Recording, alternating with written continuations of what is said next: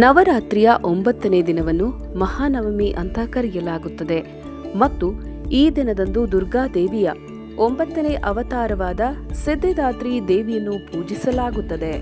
ಸಿದ್ಧಿದಾತ್ರಿ ಎಂದರೆ ಸಿದ್ಧಿಗಳನ್ನು ಒದಗಿಸುವವಳು ಮತ್ತು ಅವಳು ಎಲ್ಲಾ ರೀತಿಯ ಸಿದ್ಧಿಗಳನ್ನು ಮತ್ತು ಐಶ್ವರ್ಯವನ್ನು ನೀಡುವವಳೆಂದು ನಂಬಲಾಗಿದೆ.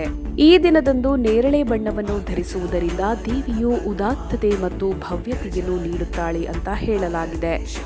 ಮಹಾನವಮಿಯ ಪ್ರಾಮುಖ್ಯತೆ. ಸಿದ್ಧಿದಾತ್ರಿ ದೇವಿಯ ಪೂಜೆ. ಈ ದಿನ ಭಕ್ತರು ಸಿದ್ಧಿದಾತ್ರಿ ದೇವಿಯನ್ನು ಪೂಜಿಸಿ ಆಶೀರ್ವಾದ ಪಡೆಯುತ್ತಾರೆ. ಅಲೌಕಿಕ ಶಕ್ತಿಗಳು. ಸಿದ್ಧಿದಾತ್ರಿ ದೇವಿಯು ಧ್ಯಾನ ಮತ್ತು ಅಲೌಕಿಕ ಶಕ್ತಿಗಳನ್ನು ನೀಡುವವಳಾಗಿದ್ದಾಳೆ. ಐಶ್ವರ್ಯ ಮತ್ತು ಸಮೃದ್ಧಿ. ಭಕ್ತರು ಈ ದಿನ ಶ್ರೀಮಂತಿಕೆ, ಆಧ್ಯಾತ್ಮಿಕ ಶಕ್ತಿ ಮತ್ತು ಐಶ್ವರ್ಯವನ್ನು ಬಯಸುತ್ತಾರೆ. ಆಚರಣೆಗಳು.